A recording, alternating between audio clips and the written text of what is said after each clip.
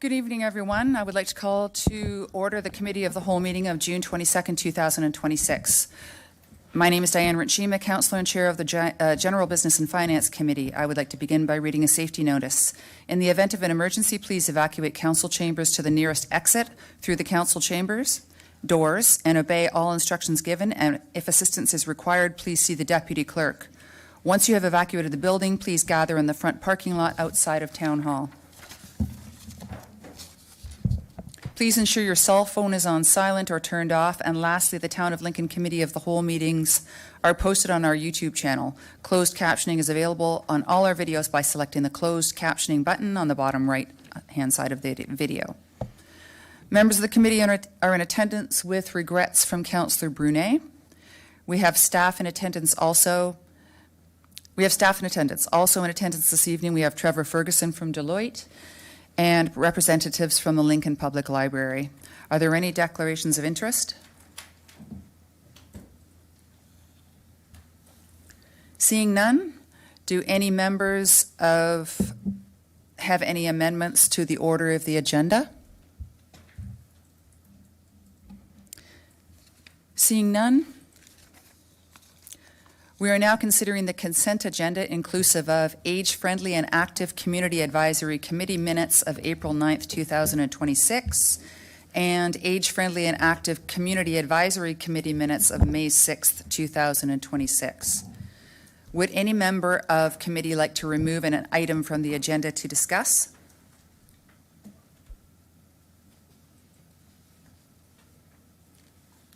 There being no further discussion on that, I have a motion moved by Councillor Pachariva that all items listed under the heading of consent agenda for Monday, June 22nd, 2026 be adopted as recommended. Age-Friendly and Active Community Advisory Committee minutes of April 9th, 2026 and Age-Friendly and Active Community Advisory minutes of May 6th, 2026. And the vote is up. Thank you.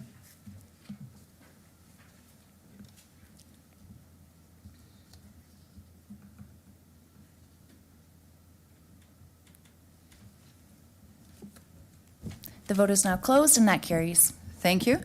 Item 7 on the agenda is the General Business and Finance Committee agenda. We have 2 registered delegations this evening for the General Business and Finance agenda. Please note that delegations have a maximum of 5 minutes to speak. Our first delegation is Trevor Ferguson from Deloitte regarding item 7.2.1, which is the 2025 audit presentation and audited financial statements, report FN 0526. First, our CAO will provide introductory comments. CAO Krikopoulos, please go ahead. Through you, Madam Chair, and thank you for the opportunity. Before I do turn it over to our auditor, I do want to recognize the importance of today's presentation and introduce you once again this year to our Chief Auditor from Deloitte, Mr. Trevor Ferguson. A little bit of background on our annual audit. I don't think it's a surprise to Council when I say it is one of the most important accountability exercises undertaken by the municipality. It provides Council and the public with independent assurance that the town's financial statements have been reviewed in accordance with professional auditing standards and that the financial information presented fairly reflects the town's financial position.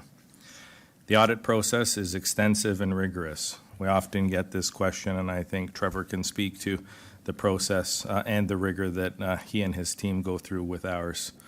Throughout the year and during the audit itself, management and staff are required to provide detailed supporting documentation, answer a number of questions. I know I get a number from Trevor and through our team in terms of questions that he has, demonstrate compliance with policies and standards, and support the assumptions and estimates contained within the financial statements. I want to thank our finance team and staff from across the organization. This is a very lengthy process. It is a process that involves a number of staff, as I said, answering a number of questions, and I do thank them for that. I think it's important for Council and the public to understand that an audit is not a rubber stamp exercise. The auditor's role is to independently challenge, verify, test, and assess information before arriving at their professional opinion. With that, I'll turn it over to Trevor to present the results of the audit. Thank you very much. Good evening, everyone. Pleasure to be here to present the audit results for the 2025 year-end audit. As Mike mentioned, my name is Trevor Ferguson. I'm the partner with Deloitte in charge of the audit of the town. I would also like to start, and it kind of echoes some of the comments that Mike just made, quite frankly, really with just a very big thank you to all the help and assistance that we received from staff as part of our audit for this year, particularly Mike and Charlotte and Crystal and Kate and Kyla for all the help that they provided. We really do appreciate all the help. This audit is not the most fun thing for management to go through. No audit is the most fun thing to go through. I personally like doing the work, but management doesn't always think it's the most fun thing to go through, to come and answer our questions, because they do have day jobs and things that need to happen on the go. They don't just do the audit when we're here. There's other things that need to happen throughout the course of the year.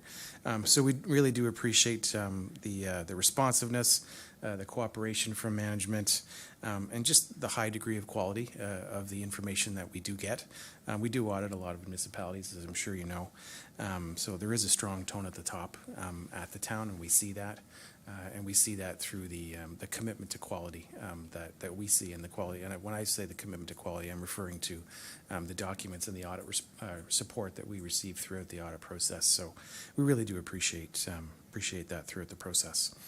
I just want to hit the highlights on a few of the things that were in our audit results report that was sent to the committee as part of our presentation.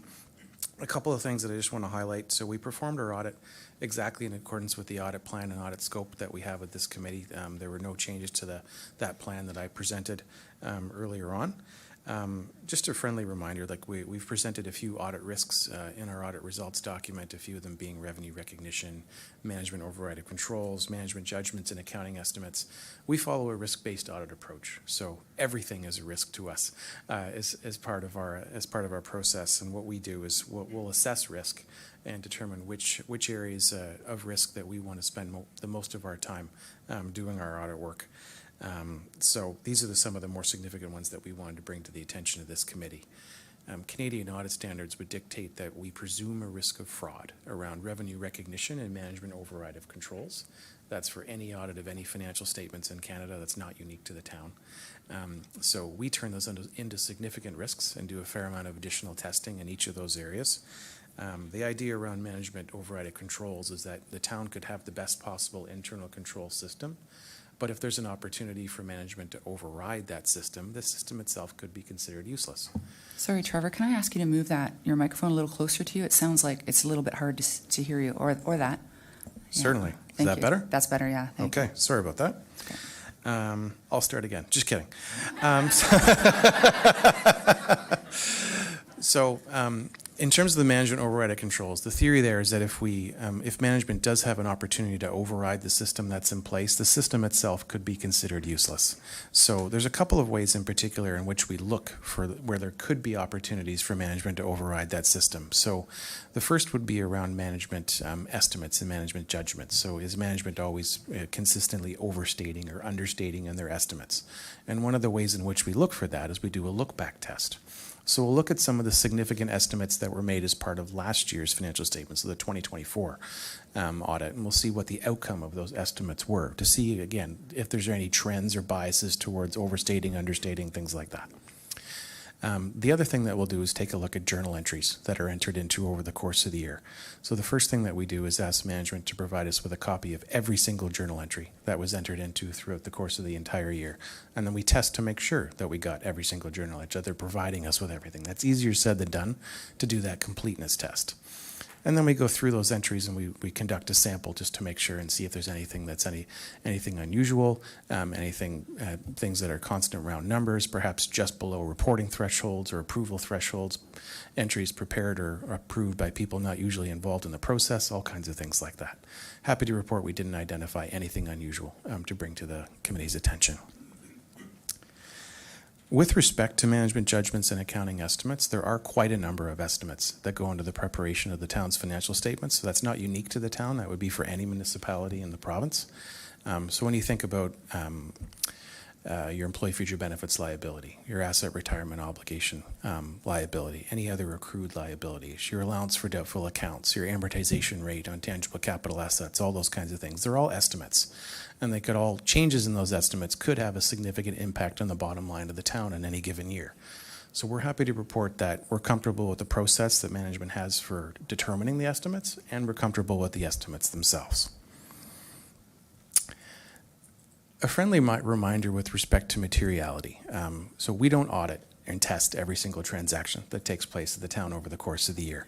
So we do perform our audits with the concept of materiality in mind. So we're using sample sizes and thresholds, things like that. We did base our total materiality on total expenses for the year for the town, and we do have a very low reporting threshold to the town. If we identified any misstatements as part of the audit, we'd be bringing it to the attention of this committee as part of our meeting today. And I'm happy to tell you that we did not identify any misstatements to bring to the attention of the committee. That is quite an achievement, I must say, particularly in a municipality, given the number of transactions and things that take place over the course of the year. Personally, as an audit partner for 7 other municipalities, I can tell you that it's somewhat rare for the auditor to not find any misstatements to bring to your attention. So that's quite something, and kudos to management on that front. I don't have a 5-minute clock, but I'm guessing I'm coming up to it. So the last things that I'll just state is just that we're almost done our audit. At this point, all we're waiting for is council approval of the financial statements. So once that happens, we can ask management to provide us with the manager representation letter. We can complete our subsequent events review right up to the date of the audit opinion and get any legal letters, again, right up to the date of the audit opinion. So with that, I think I'll close and just by saying there were no restrictions placed on the audit. Management provided us with all the assistance and documentation that we required to be able to get here today. Once again, I'll say thank you, and I'll take any questions. Thank you, Trevor. I actually forgot to read, just in case, I mean, your presentation was under 5 minutes, but I was supposed to read a motion asking that committee proceed with a majority vote to request a time extension until completion. I have a motion moved by Councillor Reimer that committee extend the speaking time regarding the 2025 audit presentation and audited financial statements until completed. I will ask our deputy clerk to open the vote, even though this is, yeah, I guess we don't need to do that because you've already done speaking. I was thinking about question time. Okay, Mayor Easton, go ahead. Very much, Madam Chair. Thank you for coming this evening, and thank you very much for meeting with Councillor Rinchima and Councillor Timmers a few weeks ago. We had a chance to speak to you about the process that you went through, and it was very interesting. I want to comment on the audit plan, and thank you very much for the approach that Deloitte uses, your compliance to it, and making it absolutely clear to anyone who would have a look at these reports, because they are public, to understand what it was that your intentions were and then how you carried them out. I also want to comment on the clarity that you brought to a section under audit expectations, particularly risk. Again, in an attempt to ensure that there is true transparency around not just your intentions, but what your intended evaluation is around risk as it relates to this report. I have a question, Madam Chair, about the note that you make, and I have a typed copy, I have a printed copy, and it's on page 53, but it relates to timing of the audit. And would you speak to that? What is the importance of making a note of the timing of the audit, and what does it relate to anything else in this process? And you're referring to the audit plan, the timing of the audit? The timing of the audit. So the timing of the audit in terms of, so there's a number of municipalities that in and around now they're approving the financial statements for the year ended. There's some municipalities that approve their financial statements in the fall. for the December year end, and that says a lot to the management team and systems and processes that are in place at the town. So that's point one. Point two is just to provide clarity for the fact that the audit is not an in and out in 1 week kind of process. It's an iterative process that takes place throughout the entire year. So we're performing planning and interim field work in the fall. We meet with this committee to present our audit plan. We do our substantive testing usually around the March-April time period, and that takes 2.5 weeks. And then we're reviewing and concluding, and then here we are presenting the audit results. But throughout the year, as there can be in many municipalities, including the town, there can be unusual transactions that take place. For example, the purchase of capital assets, and how do you account for those, and just questions that come up throughout the year. And that's one thing in terms of timing that I like to talk about doing the audit before we do the audit. So if there's a unique transaction or uncertainty about how to account for things like that, the management team in place at the town is very good at contacting us in advance to talk about, okay, this transaction is either coming or recently to be done. Let's talk about now about how we should be handling the accounting treatment for that and making sure that we handle all these important things before we actually come in to do the field work. And really what I'm getting at is that it's a no surprises experience. The town would not expect any surprises from us, but we also appreciate when there's no surprises from our clients as well. And it works very well both ways here. Okay, Madam Chair, can we go back to the relationship between the audit, the timing of the audit, and the timing of the year end? Now, are those two things that should occur close together, or should there be a gap between the year end and when the audit is done? There isn't necessarily a should. I will tell you that the very earliest municipality of the Deloitte clients that we have, they report on March 31st, which is extraordinarily early. And frankly, it's a municipality that is much larger than the town that has more people and systems and processes to be able to do that. So that would have been March 31st, 2025. 26 reporting for the December 31st, 2025 year-end statement, so 3 months. Oh, I see what you're saying. Okay. Yes. All So right. that's a very short time period, very, Right, very for short. sure. Most municipalities, we're done the work kind of by second week of May, usually, and which is about what happened for the town here. We've been done the work for a while. There's just been a delay in terms of when the timing of this meeting is. So there hasn't been an what I would call an overly long delay to finish the audit. Okay, and could that be a criticism if there was a review done on any municipality? The fact that would be a big gap between the two, or really very little time, would that be considered a critical point that would be observed? I don't think so. I think for some municipalities that have their audits and financial statements approved in the fall, for example, that's an area where there could be some criticism that would come from the ministry, but anything that's done before June 30th, there's no concern. So I just want you to go over that again, because now we're talking about the budget, correct? I'm not talking about the budget. No, I'm talking Okay. about the annual financial statements. So if your annual financial statements are approved by the following June 30th, Right. that's usually pretty Oh, good. I got it, sorry, yeah. Yeah. All right, that's fine. Okay, that's good, thank you very much. Thanks, Madam Chair. Thank you, Madam Mayor. Next on the queue, I have Councillor Russell. Go ahead. Thank you, Madam Chair. Through you to Trevor, good to see you again. Thanks for coming in. Just one quick question, again, to circle back on the risk level, and again, one of the ones that you outlined as significant. You mentioned that there are times where, again, management does have to provide estimates on certain figures, and that you did go back and verify the estimates themselves in previous years to make sure that they are in line. The one thing it doesn't mention in your audit response is, I'm wondering if you can give some context whether or not the number of estimates that we provide or management provides, is that similar to other like-size municipalities? Like, is that all textually in line? Yeah, they're reasonably consistent in terms of the number of estimates, yes. Okay, thank you very much. Yeah.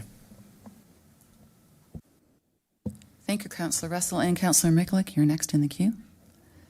Thank you very much. Through you to our presenter. So along that same lines with regards to estimates and estimating for the future, I'm during budget season, I'm always one of those people that, like, take a more conservative approach to, or a more glass half empty, when it comes to anticipating revenues, anticipating, let's say, DC revenues or any of that sort of thing, just in case things don't actually pan out the way you hope to pan out. Do you feel our estimating, our estimates are appropriate? Like, you say that, but like, are they more of a conservative or are they more of an optimistic estimate? So I should provide some clarity in terms of the estimates that we're looking at. We're looking at what are presented as actual numbers in your statements. So when you look at the town statement of operations, there's a column on the left-hand side that has the budget column that was originally approved by council. There's the middle column that was your current year actual figures, in your 2024 comparative figures on the side. So when I'm talking about estimates, I'm not talking about the budget numbers that the town come up. So I'm talking about the estimates that were used to come up with the employee future benefits liability on the statements. For example, the certain accrued liabilities around salaries and vacation and other things like that. Asset retirement obligations where the town uses experts to come up with models and estimates for what that liability should be. That's the kind of estimate that I'm talking about. I'm not really referring to it. It's outside of our scope to look at whether management is doing, padding the budget, if you will, or being overly conservative or overly aggressive in terms of revenue or expense budget targets. That's not within the scope of a financial statement audit. Okay, thank you for that clarification, because when I was reading one of the slides in a presentation that I'm sure is going to be presented later, I'm not sure, it talks about these judgments, knowledge of, experience of past, current assumptions and that sort of thing, and that's, I wasn't sure where that was with your scope of operations, so thank you. Okay, I don't see any more questions, so I have a motion moved by Councillor Murray that committee receive and file for information the delegation from Trevor Ferguson from Deloitte regarding the 2025 audit presentation and audit financial statements. Thank you, Trevor. I will now ask our... Madam Chair, I'd like to request a recorded vote. Okay, there will be a recorded vote. No, this is just to receive the delegation, Madam Mayor. We haven't actually gone into the report yet. Thank you. Okay, I'll keep that in mind for when we get to that part of the agenda. I will now ask our deputy clerk to open the vote. It's open.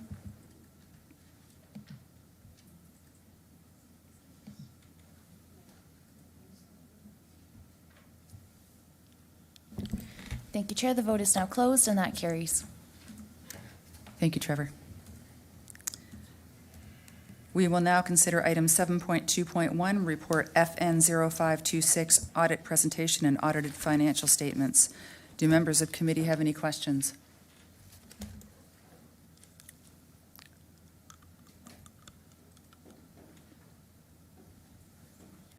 Seeing none, there being no further discussion, I have a motion moved by Councillor Russell that committee receive and file for information report FN 0526 regarding the 2025 audit presentation and audited financial statements, and receive and file for information the audit findings report for the fiscal year ending December 31st, 2025, attached as Appendix A, and presented by Deloitte, and approve the 2025 audited consolidated financial statements as presented in Appendix B. I will now ask our deputy clerk to open the vote.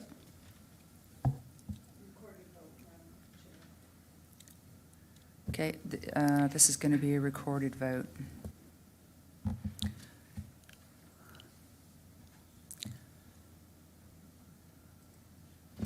The vote is now open.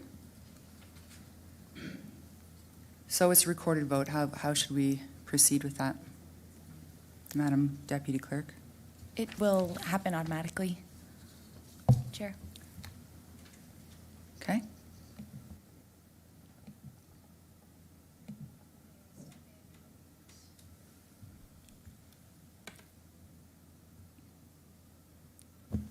The vote is closed, and that carries.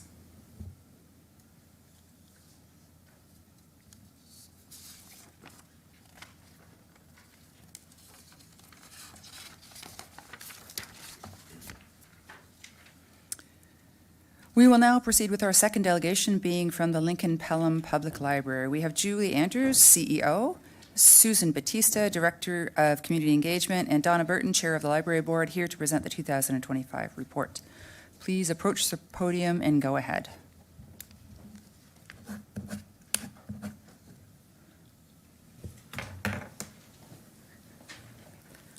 Thank you very much, Madam Chair. Are we able to have our slides?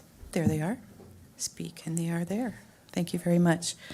So, good evening, Chair Rinchima, Mayor Easton, members of council and staff. Thanks very much for having us this evening to offer our 2025 year in review and our community impact and value statement. We're really happy to be here.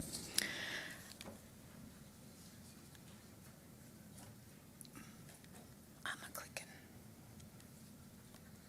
No clicking. Having just a moment of technical difficulties that we will. Appreciate it. Great. We have been working diligently with our board towards the goals that we set out in our 2023 to 2027 strategic plan. And we're making steady progress towards all the achievement of those goals and towards the renovation of 2 of our 4 branches. LPPL is building connections in many ways.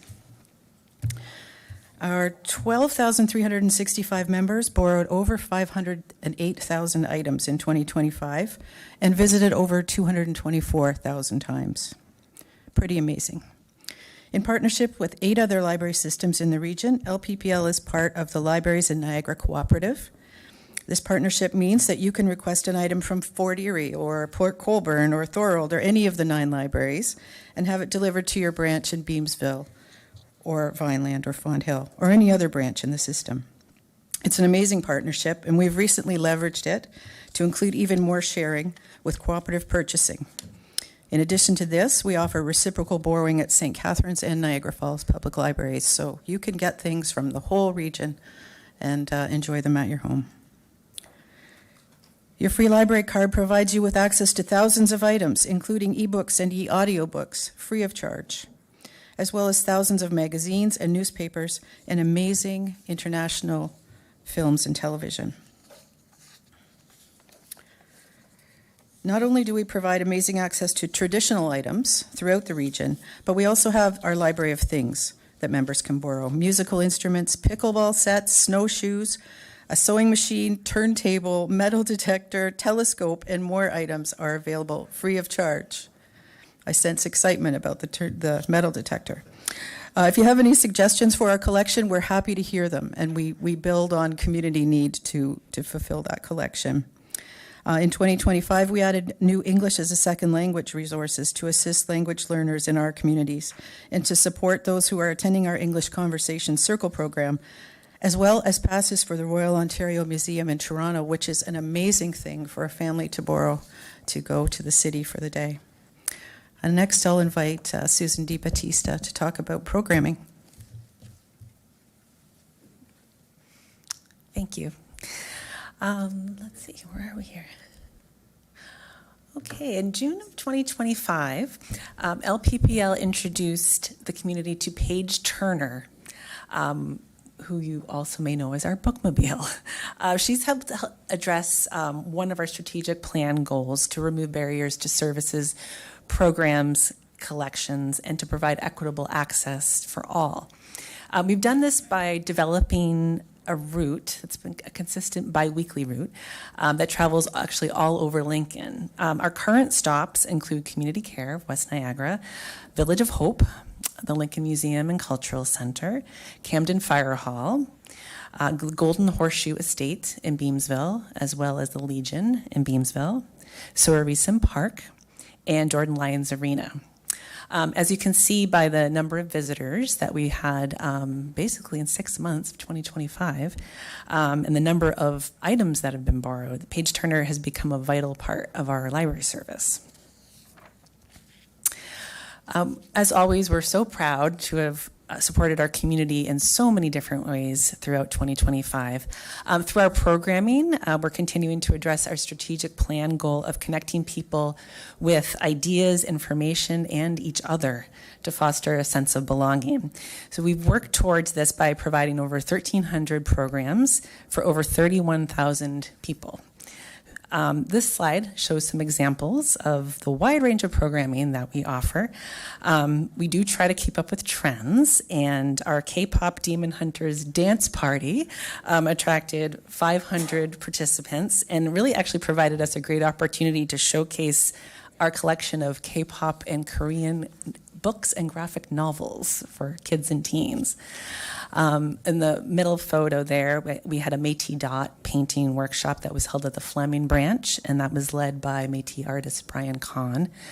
The library has an ongoing commitment throughout the year to connect our communities with Indigenous programming that promotes reconciliation, education, and cultural experiences. And finally, to mark Black History Month in 2025, a traditional Ethiopian coffee ceremony was held at the Rittenhouse branch, and it was a community collaboration with the Ethio-Canadian Community Association of the Niagara region. Library spaces are vital gathering hubs in any community, and we have supported our community of Lincoln both within the branches and outside of their walls through all of our spaces. So here you can see a few of our very well-used spots. In 2025, we installed a quiet booth at the Rittenhouse branch. And the quiet booth provides, it's a quiet, private place for study, work, reflection, meetings, or even reading. Because our current spaces are not big enough to accommodate all of the needs and requests we have for this kind of space, we felt that this kind of a pod was a great solution, and they're actually flexible, so it allows us to move it throughout the branch however we need it. Our garden space at the Rittenhouse branch has allowed us to do outdoor storytime programs to encourage kids to connect with nature. And finally, our bookmobile, Page Turner, who we consider to be a library branch on wheels. Community outreach is a critical part of our work, and we're committed to our goal of removing barriers and providing equitable access for all by bringing our services to those who can't actually come into our branches. So Page Turner has been a great help with this throughout the town of Lincoln, including regular trips to Bethesda Services, United Mennonite Home, and the Orchards Retirement Residences. Page has represented us at many local events, including Meet the Fleet, Harvest Pioneer Day, and Fling Off King, and she will actually be attending Canada Day events at Charles Daly next week for the first time. While we do have many class visits that come to our locations, we also take our class visit program out on the road to those schools that can't get to us due to distance or transportation costs or other factors. And we also visit a number of seniors' residences, including United Mennonite Home, the Orchards, and Albright Manor to conduct programming for residents and assist them with their personal technology needs as well. And as much as we love to support our community, we are so grateful in all of the ways that the community supports us back. So our permanent story walk, which is at Hillary Bald Park, helps children develop print and physical literacy by reading a picture book while you're on a walk. So we change that out seasonally, and we actually have really great conversations with people in the park while we're doing this. We get a lot of feedback about the library itself, about the story walks, and that's coming from all ages. Most recently, we had a great conversation with somebody who identified herself as an 80-year-old walker, and she looks forward to whenever we change that story. She said it's so exciting for her. She feels like she's a kid again. We also have a major fundraising series that we run throughout the year, Books on the Bench, which features amazing authors and area wineries. These events are often sold out, and they enable readers to connect with their favorite writers, and for area wineries to be highlighted and supported, and for the library to raise needed funds. Also in 2025, 1,462 hours of time were given to LPPL by our generous volunteers. This figure includes actually teen and adult volunteers who've supported us in a lot of diverse ways, including visiting people in their homes to bring them library materials through a service that we have, assisting with children's programming, and even packaging seeds for our seed library, which is not the most exciting job. So we appreciate their assistance. And I'll back to Julie. Thank you.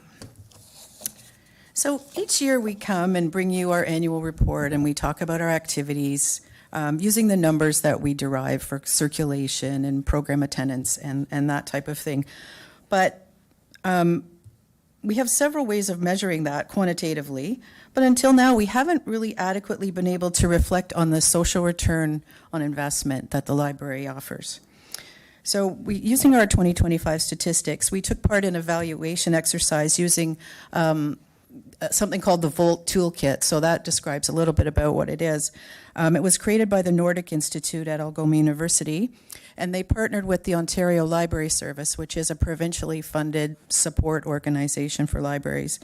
They provided this mechanism by which we could measure that social return on investment. It's a massive, crazy spreadsheet with about 12 or 15 tabs filled with calculations about all very minutiae of our service. So looking at how many adult fiction books are circulated, or any number of other really granular things that we can measure about our service.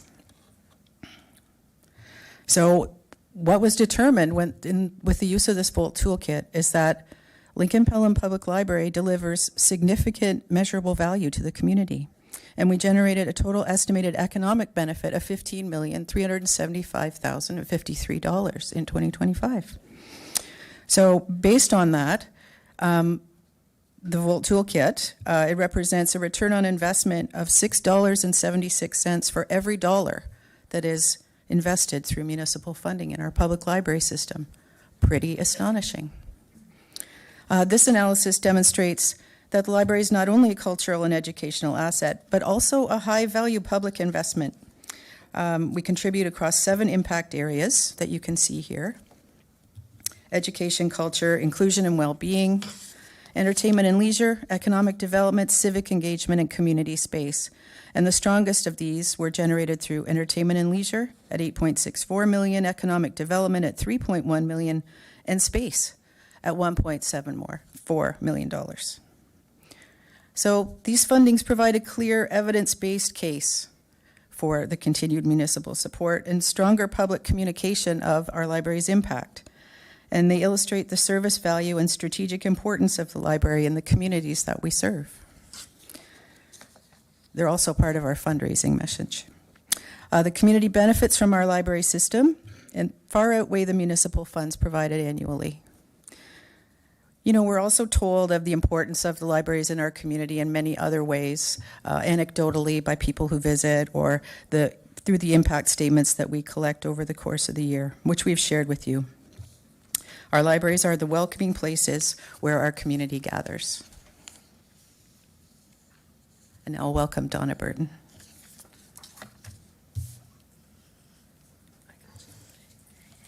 Okay.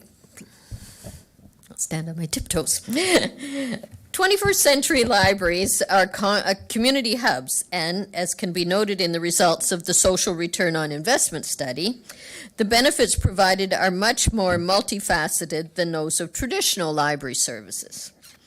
The Moses F. Rittenhouse Library branch was built in 1996, and it has served East Lincoln well for 30 years. The community has grown and changed significantly in that time, as has the way that people use the library. To address the needs of a growing and changing community, plans are underway to expand and renovate the Moses F. Rittenhouse branch in Vineland. Next slide, please. The renovated branch will be net zero and accessible with space to serve the growing community in East Lincoln. LPPL was one of 3 libraries in Canada that received green and inclusive community buildings funding, and we received the highest grant of all 3. A preliminary rendering can be seen here in the diagram. With a goal of adding approximately 6,000 square feet to the current building, the branch will double in size, allowing space to include the Friends of Lincoln's History Archives and Indigenous placekeeping. Some additional evidence to support the renovation can be seen here. In recent months, the 30-year-old roof has begun to fail in several places, and I understand that the buckets got a bit of an exercise in the last couple of days with extra water coming into them. The lack of accessible storage space and the outdoor book drop have also become problematic. And on the inside, shelving height and turn radius restrictions mean that the branch is not accessible nor inclusive for all. With these concerns in mind, LPPL began planning improvements to the branch several years ago. LPPL submitted a preliminary concept with an application to the Green and Inclusive Community Buildings Fund in the fall of 2023. In March 2025, we were awarded $2 million towards the renovation and expansion of the branch. This presents a tentative timeline and an additional preliminary concept. The terms of the grant state that construction should be complete by December 2028. We have begun a fundraising campaign that has amassed over $200,000 to date and started the design process with a goal to begin construction in spring of 2027. We have a wonderful campaign team that includes Mary Easton, CAO Kirkopoulos, and several highly engaged community members, including me. And we kicked off the public campaign Pardon me, on Donna. the 28th of April. Donna, I don't like to interrupt, but we have a 5-minute limit. Are we Okay. getting near the end? I'm Okay. going to let Julie finish us off Okay. Thank you. for about 30 seconds. So the current fundraising goal is currently just under 1.3 million. Julie, to you. And here we are on our last slide. As you can see, 2025 was a fantastic year for library services. We are thrilled to be embarking on our next chapter in Vineland, and now we're happy to take any questions you might have. Thank you for the presentation. Are there any questions from committee?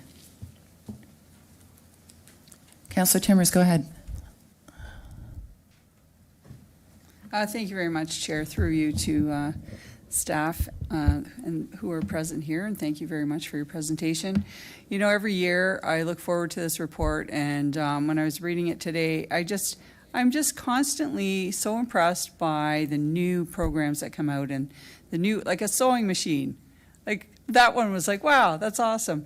You know, and to see that you're at the long-term care facilities, you're reaching out there, it's just fantastic. You're hitting every generation all the way up, and it truly is a community hub. So just a quick question around the addition. Will there be space still for the greenhouse? Or what will happen to the greenhouse? Because I think that's a fabulous addition to the library as well. Sorry, through you, Chair, to the councillor. We are still in the, just embarking on the design phase. Okay. So it is our hope to maintain some of the green space. And we are required to increase parking as along with the addition. So we're going to try really hard to keep some of the green space at the branch. Yeah, that's good. No, I was curious if there would be any room actually for any space beyond the building. But, and if you could just comment on the net zero. This is going to be the first net zero building in Lincoln. And if you could just comment a little bit of detail, because I think some people might wonder, what does that mean? So net zero simply means carbon in and carbon out, net at zero. So the plan will be to include as many mitigation methods as we can in the new building, some solar power. We're not sure what type of HVAC will be included in the design. Could be heat pumps. We don't know. Yeah. But we will be working hard with the designers and consultants on that design and on ensuring that we meet its standard version 4 of Canadian Green Building Code. No, that's great. I had somebody ask me, what does that mean after the big gathering that night at the library with the announcement? And there were a lot of people there, and a couple were talking about it, and someone said, what does that mean? So anyway, that's great. There's more information on our website, too, if you'd like to point people there. Absolutely, I will. Thank you very much, all of you ladies. Thank you, Chair. Thank you, Councillor Timmers. Councillor Russell, go ahead. Thank you, Madam Chair. Through you again, thank you very much for the presentation, and thank you for the clarification on whom Paige Turner is. Again, I had heard that name pop up in recent months, and my daughter's middle name is Paige, so I automatically think it's a person. So to find out it's a vehicle, again, now it makes a little bit more sense to some of the context of those past conversations, so I do appreciate that. My question is, again, regarding the $2 million grant, are there any conditions upon use of or completion of the build in terms of time for that grant to maintain? Through you, Madam Chair, to the councillor, yes, there are conditions of time. So I think we mentioned that construction is supposed to be complete by the end of 2028, and the final report goes to the GICB by March 2029. Okay, so just to follow up, so that $1.5 million budget request for 2027, I know it's pending, like that is an absolute requirement to get that in for that year in order to make sure that we can get that $2 million grant used, right? Yes. Okay, thank you. Thank you, Councillor Russell. Mayor Easton, you're next. Thank you very much, Madam Chair. Thank you for your report. It's always very exciting, and I must say, Chair Burton, you've had a great team to work with, and thank you very much for your own contribution to the board. I'm very interested in the fact that you go into the schools. Why do you go into the schools? Have they eliminated libraries? Through you, Chair, to the Mayor. They have not. However, they have often eliminated teacher librarians for budgetary reasons. So that is one reason that we love to go to schools and encourage the love of reading, especially if a teacher librarian is absent. But perhaps Susan has some things to add. I think for a lot of teachers that we work with, it's just promoting literacy even further. I mean, the school libraries are wonderful. We do have some schools we work with where the school libraries, due to overcrowding, is very minimal. And so this is also seen as a supplement for their own library. But I think it's, especially in Vineland, we have a lot of classes that come from 20 Valley, and we also go out to them. And you'd think, okay, they're so they're so close, would they not be coming on their own? But a lot of kids aren't. And so it's a great way for us to introduce kids to the library and get them to go home and talk to their parents and get them to come back in. One of the reasons that we go out as well is that there are a lot of schools that we work with, like St. Edward's as an example, where they can't walk to us.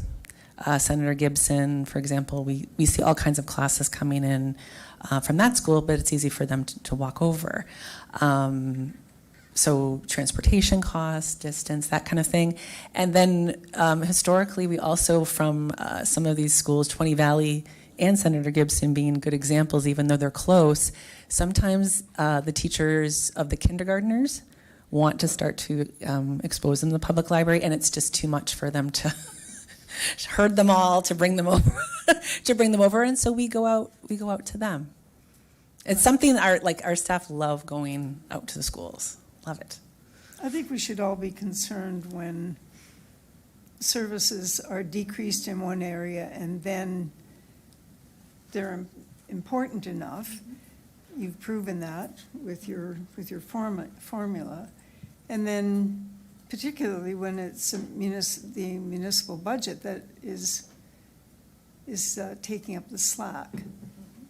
However, I guess in the short term, you're obviously responding to a real need, and we'll just leave it at that. But I think parents should be very concerned if their children don't have access to library services in the schools.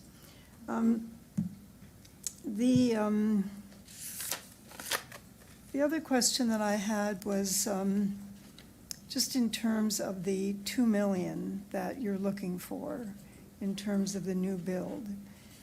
And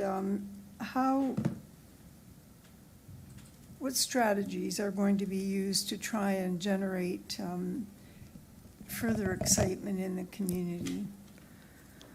Through you, Madam Chair, to the Mayor.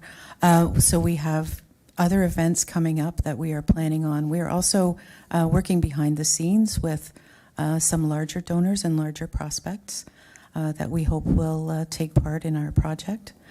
So we have ongoing events in the community. We have the support of Heritage Village, and that they're doing a silent auction for us coming up very soon. They're very excited about the library, being that it's in their neighborhood. So just a series of different events coming up, chapter chats, more public events that we can manage to get the word out. Okay, and Madam Chair, my last question has to do with the height of the book stacks. And it just seems that, I was looking at that little child, it seems to me she was in the right position, but if I got down there, I'd need help getting up. So how do we address an issue that is so profound? It's so obvious when you're in the library, you're almost turned upside down trying to see those books that I like to read that are on the bottom shelves. So how can you address that without waiting for a major building event or refurbishing event? Through you, Madam Chair, to the Mayor. So we try our best not to have things on the bottom shelves, but in order to have all of the selection of items and materials that we want to have, some of them are currently on the bottom shelf. So when we are able to increase our space, we'll also be able to spread those collections out and shelve them in a more optimal way for access. In the meantime, your staff are really very willing to come and help. Indeed. I appreciate that. Thank you very much. I think your service is really, it's just improved in leaps and bounds over the years. It's such a valuable component of the community, and you can hardly say, well, you don't need a library because you have computers. There's just nothing like this. Thank you, Madam Mayor. Thank you, Madam Mayor. I can remember, 15 years ago talking to people and walking around in the community, and they were saying back then libraries are not going to be relevant, and I'm saying they're always going to be relevant, and they obviously still are. They really said that back then, because that's when, online was just kind of really blowing through the roof, and it doesn't seem like that long ago, but that was the sentiment. So you just, you can't really predict the future. So thank you, Madam Mayor. Councillor Pachariva, you're next.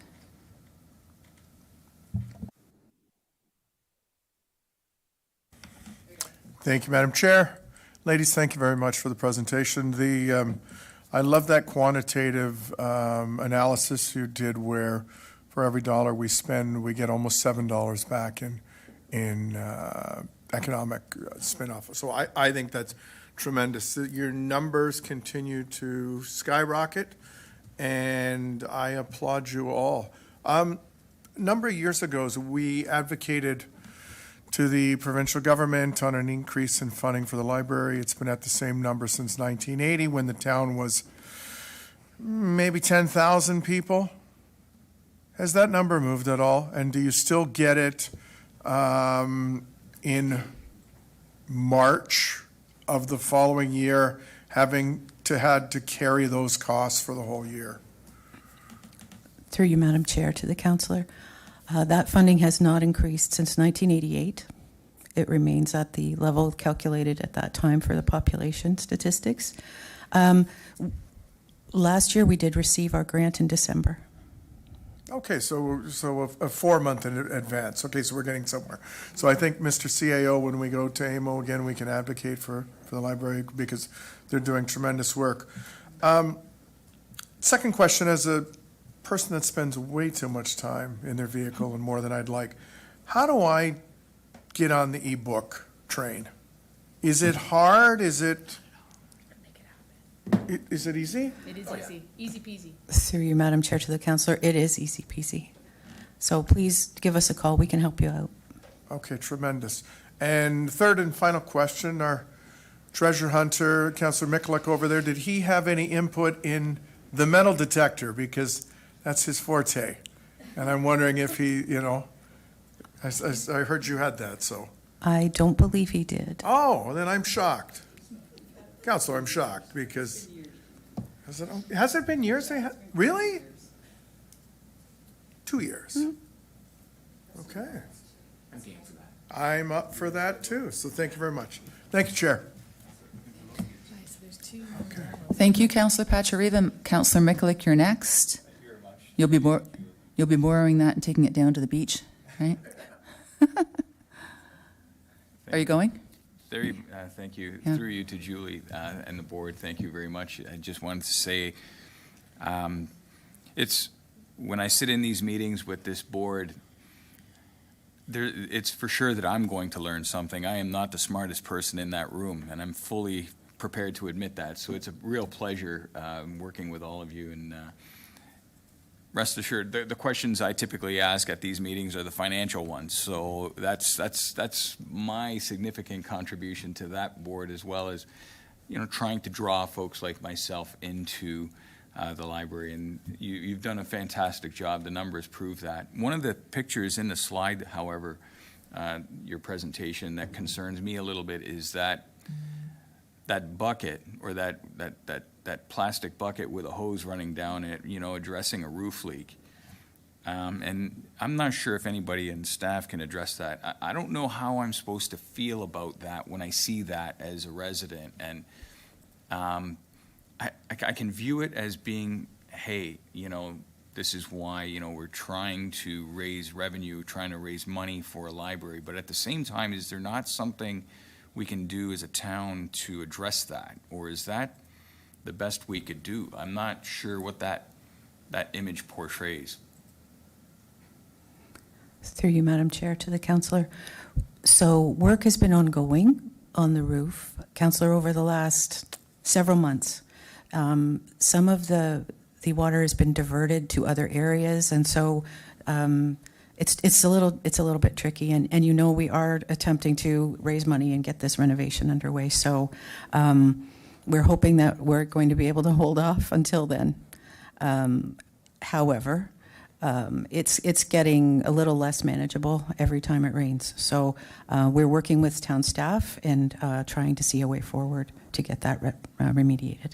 Okay, thank you. I just want to make sure that town staff is aware that, folks like myself is aware of this, and or any counselor is aware of this. And, we want to make sure that there's no further damage done that would, would create a problem for the library. But at the same time, we don't want to waste money on a roof that if we're going to replace it. So those are my comments. And again, once again, thank you very much to you and all the colleagues on that board.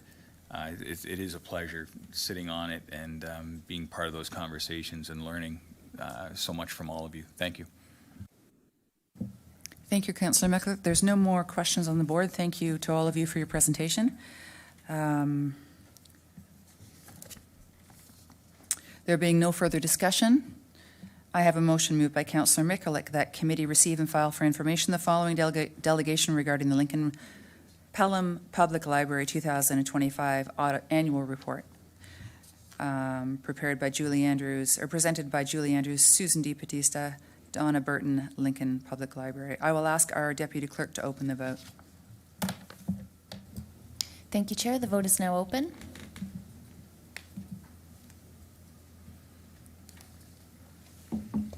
The vote is closed, and that carries.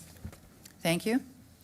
We will now consider item 7.2.2, 2025 Q4 operating and capital financials and year-end reports. FN 0626. The Director of Finance / Treasurer will provide comments. Director Tunikaitis, please go ahead. Thank you. The 2025 year-end reports include a number of reports from the Finance Department as we close the year for financial reporting purposes. The report includes an update on procurement, investments, and it also includes reporting and recommendations regarding the town's reserve funds. The Q4 reports summarize the town's operating and capital activity for that year, and I'm pleased to say that we finished the year in a surplus position, enabling us to transfer additional funds to our Infrastructure Reserve Fund to help take care of critical infrastructure. I would like to acknowledge the finance team, and I would also like to acknowledge the great work of the corporate leadership team and their departments in keeping things on track so that the town could finish out the year in a net positive position. Thank you, Director Tunikaitis. And I would just like to read something that we received before we move on to questions. We received an email notifying us that for the third year in a row, the town of Lincoln have received the GFOA's Distinguished Budget Presentation Award for its 2026 budget. This reflects the commitment of the town and its staff to meeting the highest principles for governmental budgeting. The Government Finance Officers Award Association advances excellence in governance finance by providing best practices, professional development resources, and practical research for more than 25,000 members in the community. There are more than 1,900 participants in the budget awards program. So this is a reflection of all the work that went into the budget document by all departments and within the finance department. So I just wanted to announce that and send a little congratulations over to all of you. Are there any questions from committee? Seeing none, I have a motion moved by Councillor Timmers that committee receive and file for information report FN 0626 regarding the 2025 Q4 operating and financials, 2025 Q4 operating and capital financials and year-end reports, and approve the recommendations as presented in Appendix E, approve the proposed additions, terminations, and modifications to reserve funds as presented in Appendix F, and that the 2025 Annual Treasurer's Statement of Reserve Funds for Parkland Dedication in Appendix C be made available to the public and the Ministry of Municipal Affairs and Housing upon request, that the 2025 Annual Treasurer's Statement of Reserve Funds for Development Charges in Appendices B and C be made available for the public on the website and sent to the Ministry of Municipal Affairs and Housing. I will now ask our... I didn't see you up there, Councillor McKillop. Go ahead. You're welcome. Thank you very much. To you, are we receiving reports 7.2.1, 7.2.2? Are we going to be discussing those? Or are we approving them all at once right now? Sorry, which reports are those?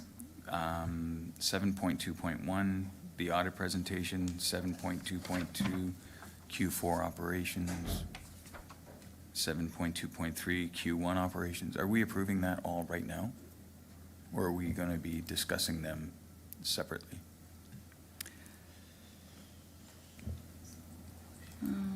Councillor, we received 7.2.1, the audit presentation. We received that earlier and passed that motion. And now we're on to 7.2.2, the 2025 Q4. And that is the report that we're receiving for information now, currently. And then we'll move on to the next item. Okay, I had some questions with regards to that particular item, that 7.2.2. Yep. Through the chair, go ahead. Thank you. Go ahead. To Charlotte, thank you very much. I just sent you an email earlier congratulating you and your team on the work that you've done and the way you present everything. I just, when I look at some of the discrepancies, some of the numbers, some of the differences, some of the variances with regards to actuals and that sort of thing, I look at the investment policy and I see that it's like FN 2006.01. Does that mean that we haven't looked at that policy since 2006?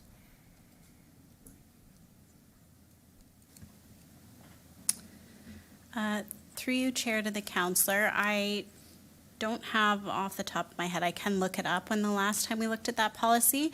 I do comment on it each year to Council. I talk about the objectives in that policy and how we're reaching those objectives. So I think if there were the desire to change some of those objectives, that's certainly a conversation we can have with regard to that investment policy. I also think in reading it, it is very consistent with the legislation that exists for investments, and I'm not aware of any significant changes from the time that the policy was developed until now, so we haven't found the need since I've been here to update that policy. I think there wasn't anything I noticed upon reviewing it to recommend, but I'm certainly open to suggestions. Oh, thank you. I appreciate that. It's just like last year, I know I brought it up last year with regards to our investment policy and, you know, how can we get more money? And when I look at our current, like some of the numbers, like I don't know how we could have possibly locked in money at 1%. On a GIC, and that's not liquid. That's not necessarily liquid money when you lock it in for 5 years or something like that, without having to pay penalties or some sort of consequence. And that's part of the policy, is that the investments are somewhat liquid. So granted, it's liquid, but there's a cost to that liquidity, and that is a concern of mine when we're, you know, I don't know if we put a tender out to seek financial institutions to manage our money. I'm not sure if it's part of a procurement policy. I'm not sure how we go about shopping for rates other than just dealing with the bank that we typically deal with. So I think that when you do have money in reserves, substantial amounts of money within reserves, it's prudent to seek the most possible, because there's nothing better than having money make money. That's the easiest money to make. And I'm bringing it up again, just to make sure that it's not been forgotten, at least by myself. Councillor Mikulik, I think Director Chunakaitis wants to respond. Thank you, through you, Chair, to the councillor.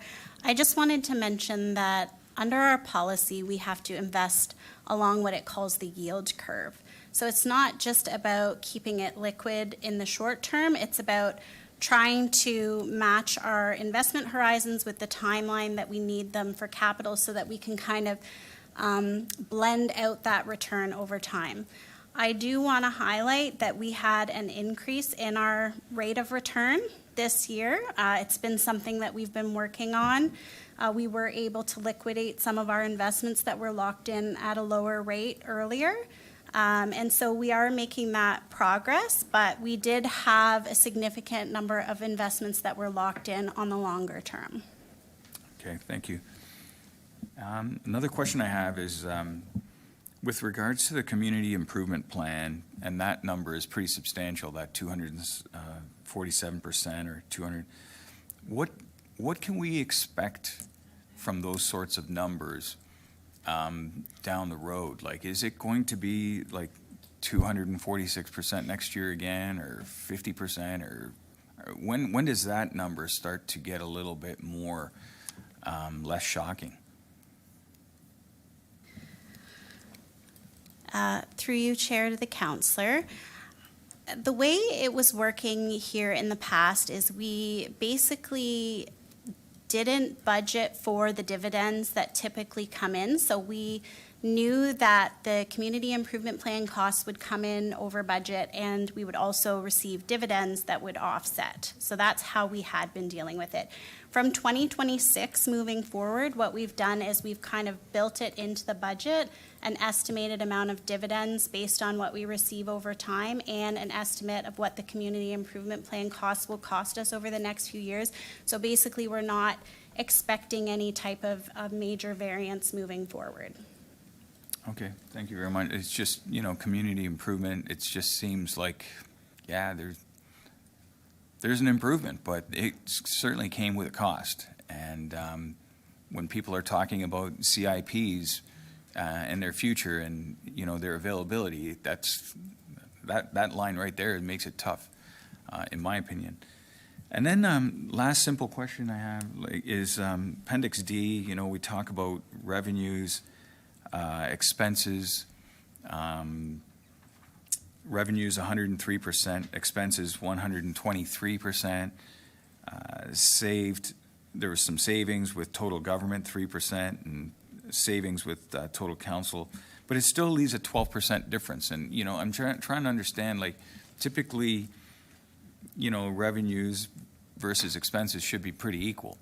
But in this case, it's not. So how does that work? And again, like, I just look at typical regular financial statements, so I'm trying to understand, how does that work? Like, typically I thought budgets were supposed to balance in a municipality. Through you, Chair, to the counselor, they do balance. So the adjustments that we make at the end of the year, at the end of the day, all the revenues equal expenses. When we transfer something into the capital reserve, so for example, when you're talking about the 123% of expenses, that includes $1.1 million that we transferred into our infrastructure reserve fund. So it shows as an expense, but it's there because we had that much excess revenue and that much excess savings this year. So I was very pleased this year with the results of our operations. We ended the year to the good. We transferred money into reserves. And from my perspective, that's a positive thing. And then at the end of the day, it shows as an expense because it's going into the reserve, but it's still a positive thing. Okay, thank you. And then I don't see anyone else. Can I ask one more question? And I promise that'd be the last one. You know what? I see Mayor Easton just piped in, so. I'll let her. Okay, there you go, Councillor Mikulik. Go ahead. Just one more. Fire savings of $446,000. It's appreciated. Like I love seeing that sort of thing. But I want to make sure: is there any concern of safety? Any concern of this sort of project savings or this sort of thing? Any concern to the residents in doing this sort of thing? Not to say I just want to make sure if we're saving money that we're saving it and not, you know, cheaping ourselves out or anything like that, risking safety. Through you, Chair, to the counselor, if I'm understanding correctly, I was trying to go through and find where that's referring to. I think you're referring to the debt substitution. Is that the, I'm not sure if you know what appendix it is, but basically we saved debt. It's in the report. So we reduced the amount of debt that we needed to take out for fire vehicles. We still bought those vehicles, but we were able to use some other funding sources, shift some of the funding around, and do it by issuing $400,000 and some odd less of debt than we originally anticipated. So I was very happy about that. Okay, perfect. Because I did look through the numbers and I saw that this chief had saved some money on a couple of significant trucks that were purchased. I did notice that, and I just wanted to thank the chief and his staff for the work that they've done with trying to save us money with especially a pretty expensive line item like fire. So thank you. Thank you, Councillor Mikulik. Madam Mayor, do you want to still jump into the queue? I have a question of the CAO. It's around the gapping dollars. And I know that, I always look at those and think, well, it's good to have flexibility in the system when you need it. And this is a decision that the CAO makes. But I'd like a little bit more information on how the evaluation is done to determine whether or not we will delay the replacement of staff. What can we expect goes into that? Okay, thank you, Madam Mayor. Mr. CAO. Okay. Through you, Madam Chair, to the Mayor. Your Worship, I think one of the things that we promised Council anytime there was a vacancy, and you'll recall both in camera and out of camera, I've spoken to this, is that we would effectively try to evaluate the position, evaluate the need for that position. In some cases, we've come to you during budget and actually eliminated positions. So where we can, we're going to review positions, gapping or salary gapping, vacancy gapping, depending on how people frame it, is a strategy that sometimes municipalities use to address those unforeseen issues that potentially happen, whether we have certain things happen that require an expenditure or others. Notwithstanding one of the comments I think Councillor Mikulik made, there is an iterative and fluid process to municipal government and things we see, everything from the amount of snow. Yes, we have 3 and 5 year rolling averages, the amount of rain, the potential for an emergency, and those are how many fires we have. Those are inevitably things that happen that impact our budget, and so municipal gapping is something that we use to address some of those unanticipated issues. It does mean leaving some positions vacant a little longer than needed. Obviously, there's been a small and slight slowdown, for example, within the development industry. So some of the positions that we've left a little bit longer have come in conversations with Director Bruder and his team in terms of when do we need to hire, where are we at in the process. And so again, there's a little bit of a science to it in terms of just the conversations that we have as a corporate leadership team to try to address that particular piece. Some of it is also with respect to retirements. Some of it's just the natural employee turnover. And some of it inevitably comes just from the recruitment delays. Sometimes we go out, we're able to find someone that is appropriate, or other times we've had to go out 1 or 2 times. So there is a bit of a science that we put into it. It is something that ideally municipalities don't want to have to rely on, but it is something that we rely on in today's day and age when we look at our organizations and the lean organizations that we all have to function with when we try to take into account affordability and the other things that council asks of us.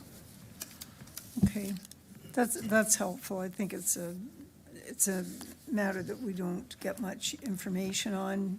You know, we don't ask about it, so I think that I've certainly felt on a number of occasions in the last year that we must have reached kind of the end of the line in terms of the demands versus staff that were available, particularly in those areas where the workload goes up and down a bit.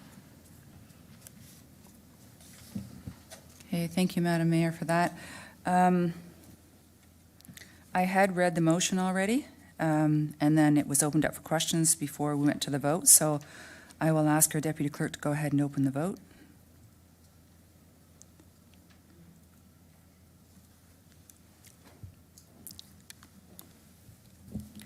Thank you, Chair. The vote is now open.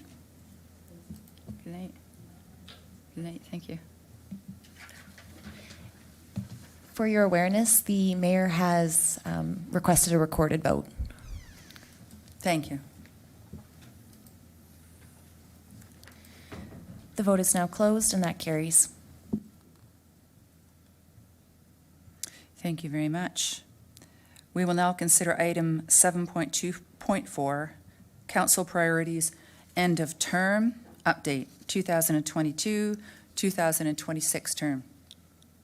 Report AD 0206. The CAO will provide comments. CAO Kirkopoulos, please go ahead. Excuse me, Chair. Yes. We're on item 7.2.3.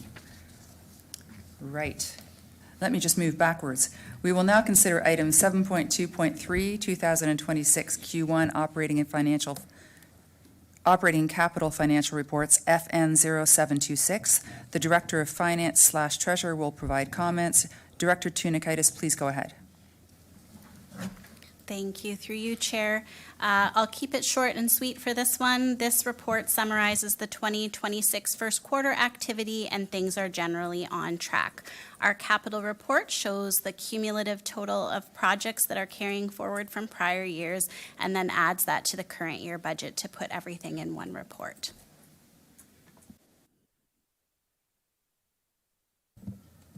Thank you very much. We'll wait and see if there's any questions. I don't see any, so there being no further questions, I have a motion by Councillor Pachariva that committee receive and file for information report FN 0726 regarding the 2026 Q1 operating capital financial reports and approve the recommendations as presented in Appendix B. I will now ask our Deputy Clerk to open the vote.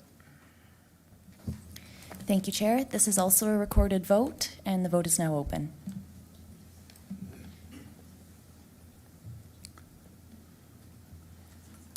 And the vote is closed, and that carries. Okay, thank you. I'm just going to read this again and refresh where we are now. We are now going to consider item 7.2.4, which is the council priorities end-of-term update, 2022 to 2026, being report AD 0226. The CAO will provide comments. CAO Kirkopoulos, please go ahead. Thank you, Madam Chair, and I too will try to be brief and keep my comments short and sweet. Today's report that you have before you really is a summary of, I would say projects and metrics, and it reflects your term between 2022 and 2026. One defined, I think, by partnership, progress, and really achieving the vision that you set out 4 years ago. We went through this process at the end of 2022 and the beginning of 2023, where you established a very clear roadmap for Lincoln. Since then, together with staff, we've worked to do things like strengthen community engagement, support economic growth, invest in infrastructure, address environmental stewardship, and really position Lincoln, when you look at some of those achievements, for long-term success. I would also say that these achievements were realized during a period of uncertainty, definitely economic uncertainty. We had a lot of inflationary pressures, significant and ever constant legislative change, and increasing service demands. Yet the town remained financially strong. Through concerted efforts, we reduced our reliance on debt. We looked to invest and put money back into reserves. And I think no short achievement secured nearly $100 million in external funding, at the same time trying to deliver high-quality services to our residents, something they've come to expect. Council should be proud of what's been accomplished. More importantly, proud of the foundation that you've built, and one that will continue into the next term of council. I'd like to briefly and quickly just thank staff for their effort in pulling this together, and over the last 4 years. This isn't the last meeting we're in front of you, but we are kind of heading towards that time in the calendar where it will be one of the last few meetings, and that's why we're before you. And there's been a lot of milestones that have been achieved with continued professionalism, innovation, and integrity. So thank you. I think we're positioned well.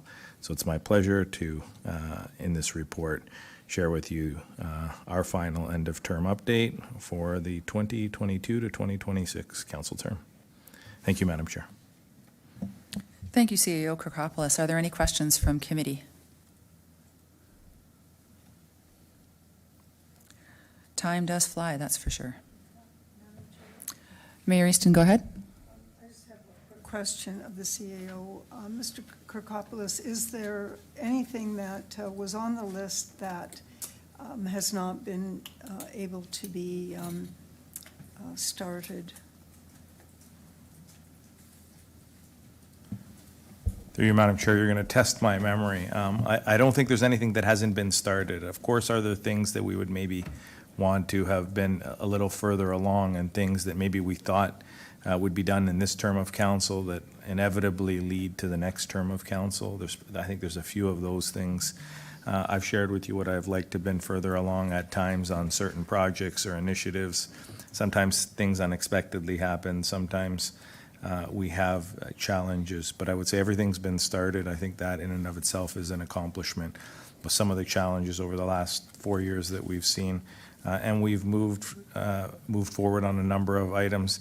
And this isn't necessarily holistic on all the day-to-day stuff that staff do and that kind of fly in that need addressing from our perspective. And so I could think of a number of projects. And I'd remind council, when we think of 2022, when this first started, we were coming off the tail end of a pandemic and still dealing with that. And so while time feels, and that in some ways that feels like a lifetime ago, we were still coming off a pandemic, still dealing with that. And so kudos to council for, I think, staying focused and staying firm on a number of those. So. Yeah, thank you very much, Madam Chair. I want to just note for the record that this report is the deliverables from the CAO and his team. And as we receive it each year about this time. It's good to reflect on what's been accomplished overall, and it's also a good reference point for council as they go into the next election. So thank you very much, Mr. CAO and team. Yes, thank you to everyone for that report. It's always wonderful to read through it and see, again, how much has happened and how quickly time does fly. Councillor Timmers, you're next. Thank you, Chair. So when I was reading through this, I was really impressed with the list, and I couldn't help but think how well we've done. And you know, we couldn't have achieved this without staff, and the incredible amount of work that happened when we look through this report. It's really outstanding. And I just want to thank all of staff for their hard work in helping us realize our council priorities this last term. And I think you may have already, Mary, maybe asked in your question, it was kind of a question that was in my mind as well, was any unfinished pieces, or how do we continue that work? What would be the process to continue some of these that aren't quite finished, maybe through to our CAO chair, through you, Chair? Through you, Madam Chair, to Councillor Timmers. I think, Councillor, when we look at the new term of council and we start developing what is council's priority and strategic focus or strategic direction, one of the things we're going to do is, I think, take a good inventory in terms of where we're at, some of the projects that are multi-year that, you know, we were hoping that would get finished, and that may result in us moving some of it into next year or even beyond, depending on the type of project. At the end of the day, a lot of this is about a longer-term vision, a multi-year vision, and in some cases, a multi-term vision. So, you know, our goal is developing a new strategic plan early in the new term of council, incorporating, in some cases, things that haven't been done or that are a tie-over or a holdover or that require additional attention, and addressing them that way. Okay. Well, that's good. Thank you. Thank you very much. Again, this is really impressive for our final progress report, and I was very, very proud to be a part of it. So, and again, thank you to staff. Thank you, Chair.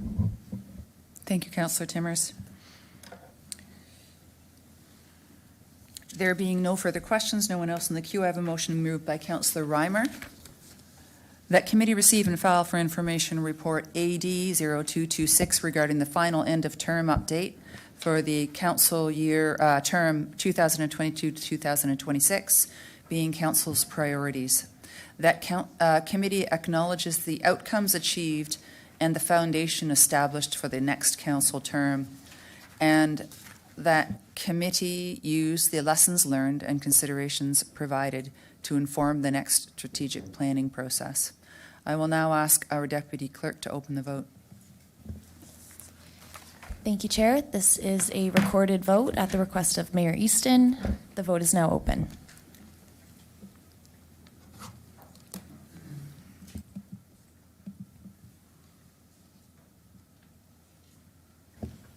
The vote is now closed, and that carries. Thank you. We will now consider item 7.2.5. Get my glasses on, I can read a little bit better. We will now consider item 7.2.5, Restricted Acts, bracket lame duck, and delegation of authority report LS 0526. The town clerk / director, legislative / enterprise / information services will provide comments. Director Kirklis, please go ahead. Thanks, Chair. Good evening, everyone. Tonight's report on the Restricted Acts lame duck is before committee as part of the normal election cycle requirements under the Municipal Act, and it's a proactive governance report to ensure continuity of operation should the restricted acts be triggered during the process of the 2026 municipal election. Thank you. Thank you very much. Are there any questions to that report?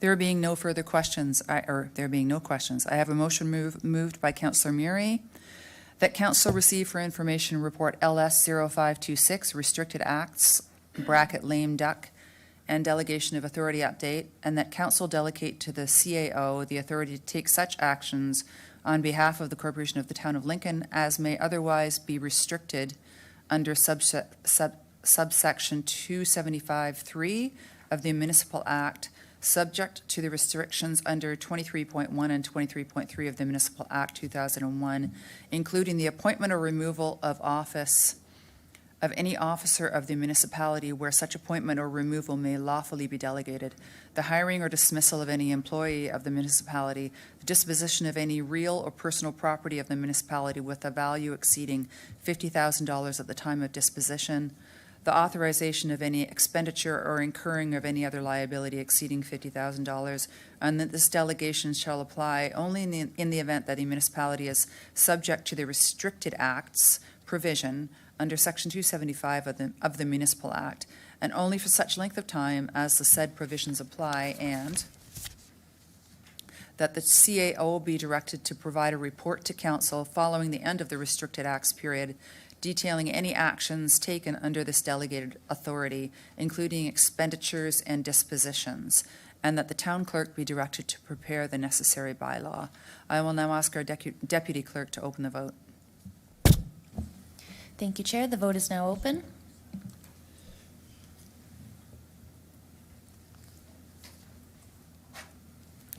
The vote is closed, and that carries. Thank you. As there are no further reports for the General Business and Finance Committee agenda, I will ask the Deputy Clerk to transition to the Community Services and Infrastructure Committee agenda. Councillor Mikulik.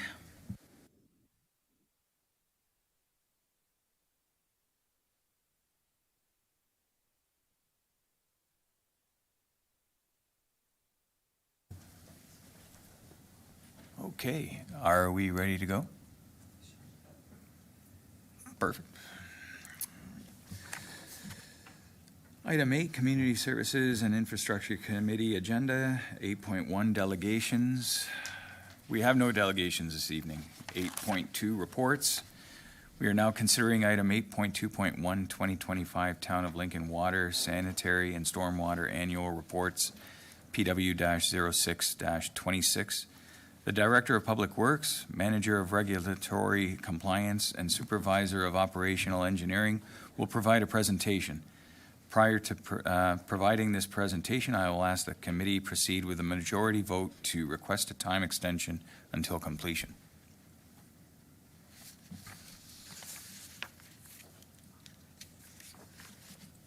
All right, the vote is now open.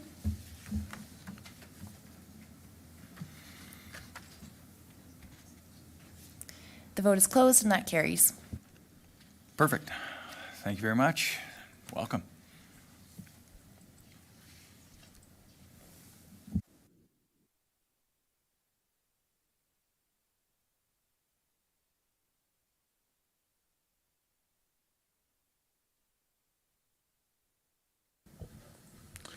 Thank you, Chair, and thank you, members of council, for giving us an opportunity this evening to provide an overview on the town's water, stormwater, and wastewater annual reports. So just a quick agenda summary here. We're going to be going over the water distribution systems. We want to talk about legislative compliance, customer service. We also want to talk about the CLI ECA, which applies to stormwater and wastewater. We want to highlight a number of proactive wastewater initiatives that we have underway. We're going to talk about some operational efficiencies, looking ahead into this year and next, and then we're going to do questions at the end. I'm going to turn it over to Vanna to talk about this slide. Hello, everybody.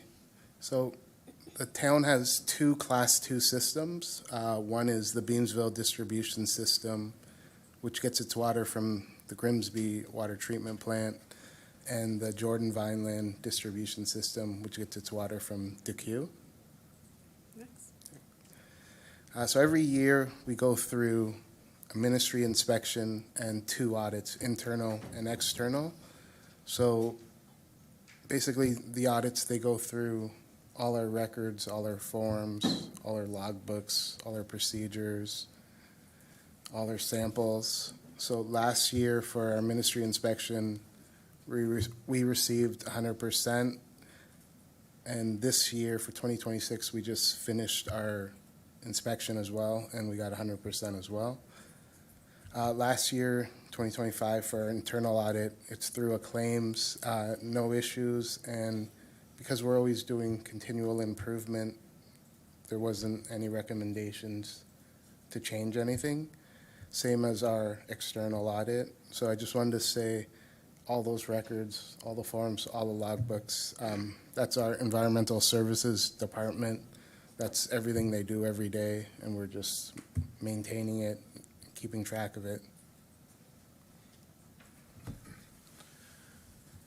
So we wanted to provide an update on the water loss data from last year in 2025. So water loss refers to unaccounted for water or unbilled water, and it's typically a result of leaks throughout your system, which are unknown. Eventually they may become a break, or they may just continue to leak. And the town did really good last year in terms of our water loss estimate. Across both systems, we are estimating 7.8%, which is a really good result.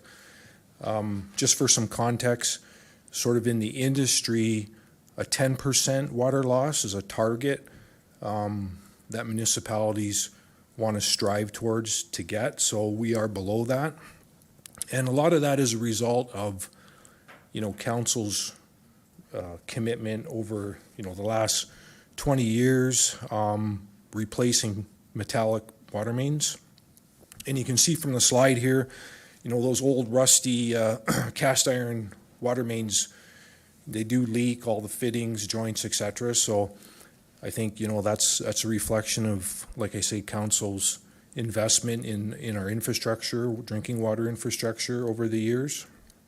And another really good investment that council supported was upgrading all our water meters. If you recall, we did that a few years ago, and we upgraded to the advanced metering technology, and that allows us to have more accurate information and bill more accurately. So this slide here, we want to talk about customer service and using WaterSmart technology.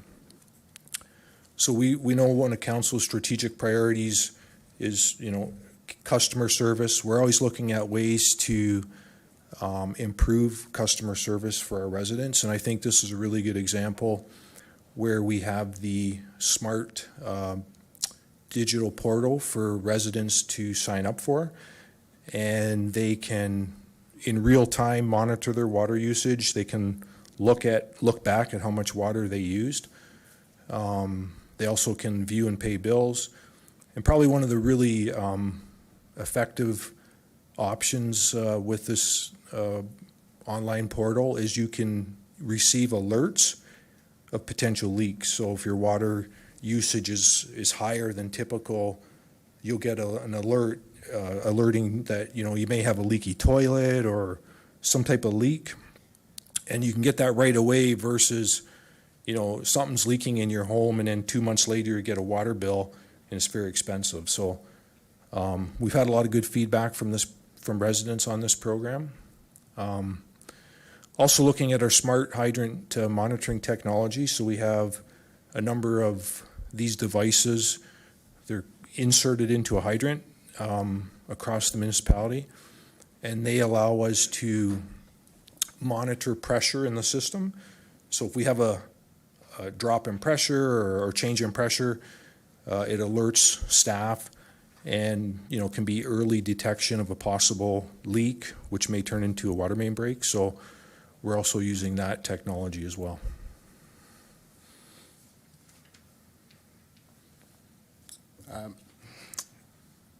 In February 2026, the ministry updated the drinking water quality management system standards to 3.0. So we've updated all our procedures to match that, and next year, not this year, we'll be audited on that. As well, last fall, they updated new best management practices. So we're working with that, and we're changing our forms and procedures as well. So I'll get to the CLI ECA overview. So it's basically the same as the drinking water side, but for wastewater and stormwater. We received both our licenses in 2022, one for stormwater, one for wastewater. And they want to mirror the water side, so same forms, procedures, just documenting everything we do. I'm going to lower this. So switching gears to proactive wastewater initiatives, the town is continuing with the inflow and infiltration I&I reduction program with a continued focus on the Ontario Street sewer shed to identify and remove sources of I&I, which is unwanted stormwater, getting into the sanitary sewer system. Freeing up existing sanitary sewer capacity enables the town to support future growth. During this program, we have been completing strategic flow monitoring. We've used trenchless, cured-in-place CIPP lining to seal deficiencies in the pipes. We've been completing video inspections to gain accurate data and updating the town's GIS system with the updated data. Also, in 2025, the town was successful in receiving $362,500 from the Niagara Region's Combined Sewer Overflow Funding Program. What's really great about the I&I reduction program is that it directly connects to the corporate climate change adaptation plan. I&I reduction helps reduce flooding risk during heavy rain, keeps aging infrastructure working better in extreme weather, protects the environment from overflows, and supports asset management and council priorities by maintaining reliable, cost-effective infrastructure. And as a heads up, staff does plan on bringing an I&I reduction program update report to council in the future once we have the results of the post-flow monitoring data, which is currently in process.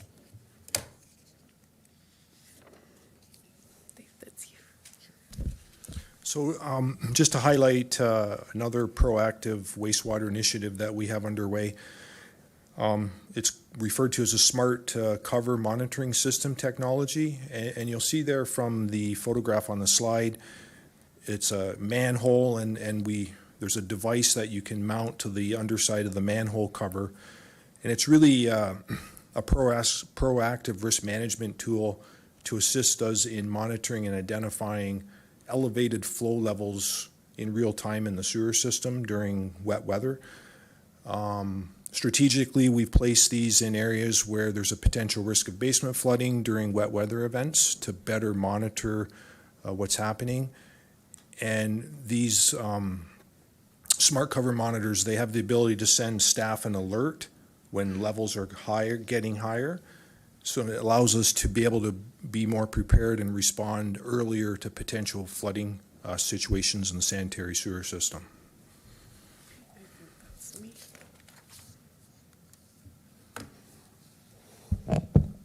Another proactive initiative that our team has implemented is the Sanitary Backwater Valve Pilot Subsidy Program to help homeowners reduce the risk of basement flooding caused by sanitary sewer backups during heavy rain or rapid snowmelt.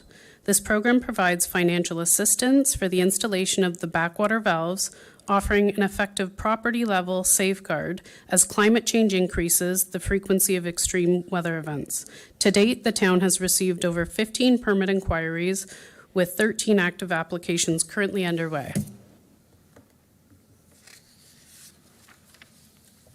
And this program here is our FOG initiative, so fats, oils, and grease campaigns. So again, we've been doing this over the last couple of years. Really, the objective is to educate, inform residents throughout the community, the impacts of rinsing fats and oils and grease down the drain. It causes a lot of problems when it solidifies and, can reduce the risk of sewer backups if we can be proactive about this and just making people aware of it for their own plumbing and the town's infrastructure as well.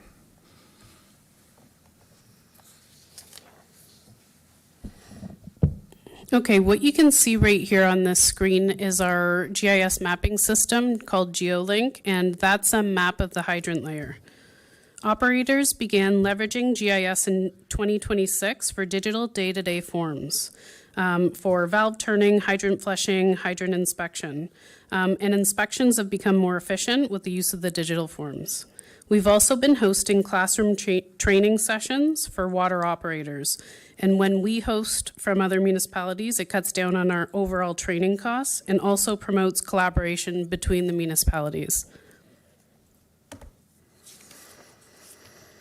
So looking ahead, our team will continue to develop and formalize the operation and maintenance manuals for the wastewater and stormwater systems to comply with CLI ECA.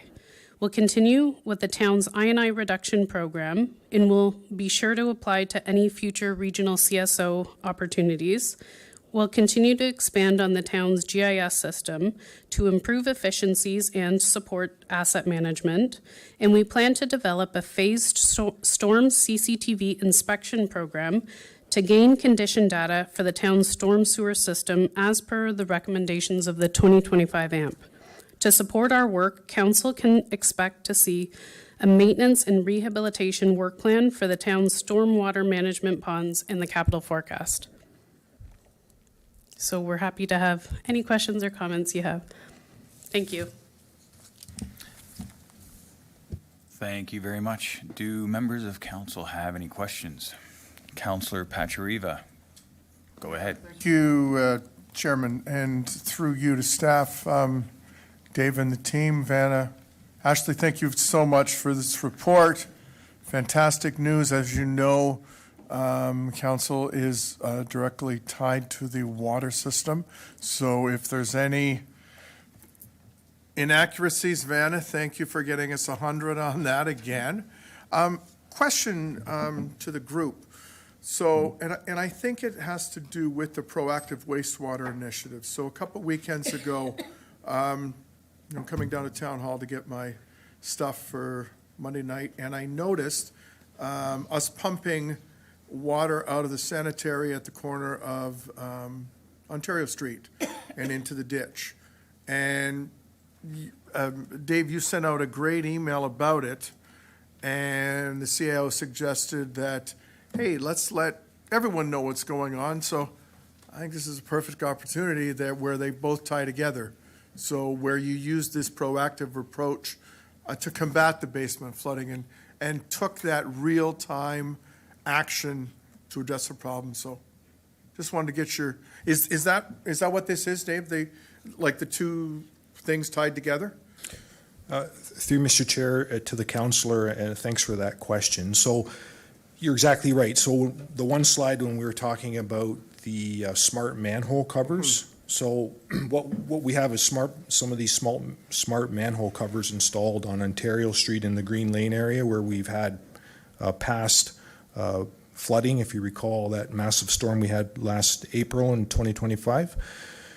So this recent event, when we had a lot of rain occur. So those monitors gave us more of a heads up that the water levels in the sewer system are getting higher, which can be expected in this heavy rain scenario.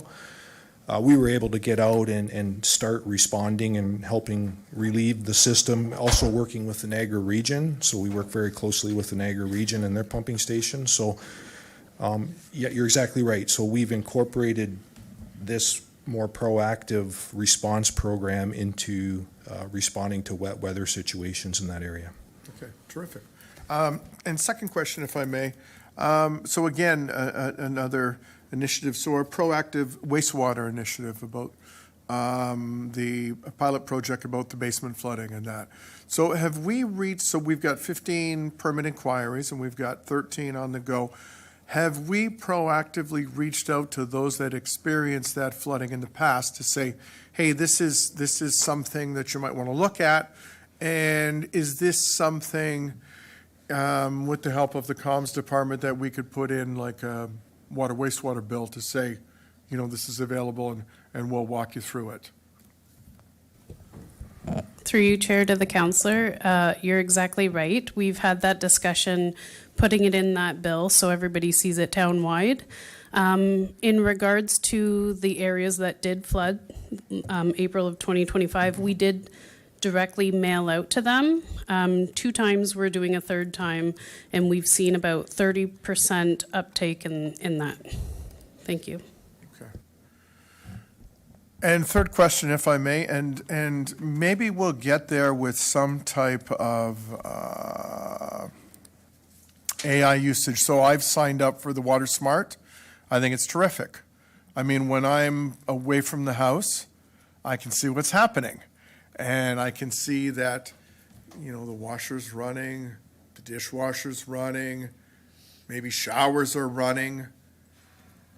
How do we institute a kill switch on that? How can I turn the water off or at least slow it down?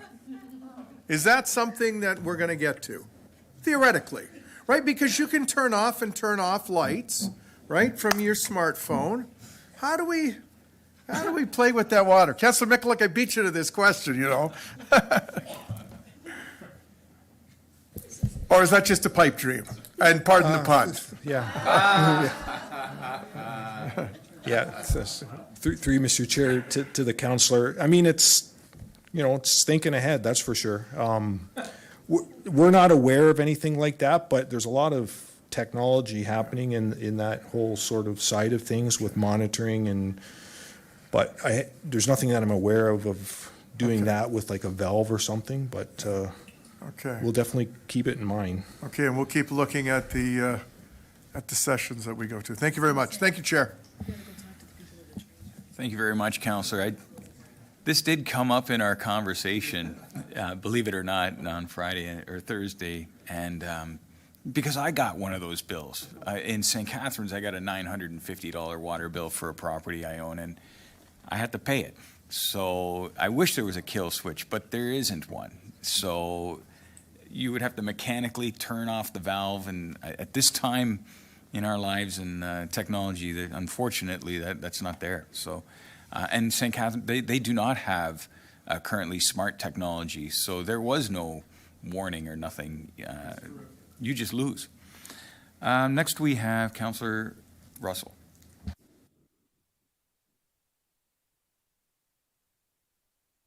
Thank you, Mr. Chair. That's hard. That's a hard question to follow, and I would assume that Mrs. Pachariva would also have the code to that kill switch should you be in the shower for an untimely hot water turnoff.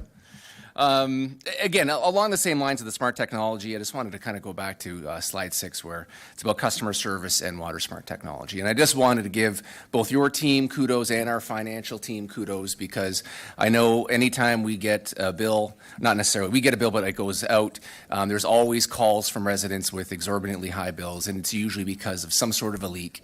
And oftentimes they just take it as the norm, and they don't really look into it until, again, they reach a breaking point.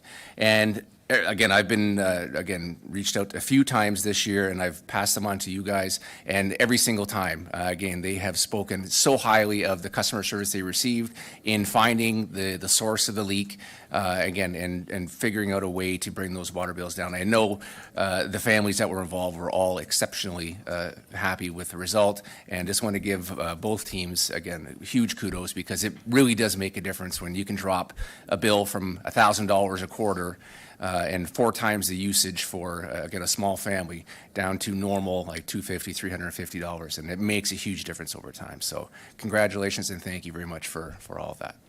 That's all. Perfect. Next we have Councillor Winchema. Thank you, Chair Mikulik. Thank you for your presentation. I have a question about, I know that we do take steps to educate the public. That's part of what you all do. I'm wondering, do we ever talk with people or educate them about what is appropriate to put down the catch basins? What should we be pouring down the catch basins? Because it goes right out to the lake. Is it okay to pour kind of whatever you want because you don't want to put it down your drain, or is it not a good thing?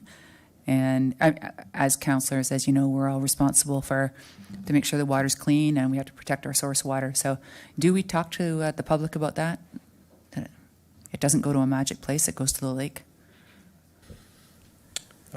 Through Mr. Chair to the councillor, I mean, I think that's a good point to highlight, because I know I've seen a few emails with people seeing someone put something down the catch basin. I think you had a couple a month or so ago. So, I mean, I think it's something we could look at, communicating out a little more broadly in terms of what catch basins are for, and, you know, clean water and not anything else that could be harmful to the environment. So, not sure if Conservation Authority, they may have some general communication that they do, but, you know, Vanna, do you want to add to that?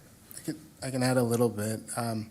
So every year, Niagara, Hamilton, they run a children's water festival. So they teach the kids like what not to pour. I know it's younger, grade 4s, but what not to pour down. Usually, you'll see, if you go down, you'll see like a little yellow fish painted on, and they usually say it'll kill the fish, so don't pour anything down there.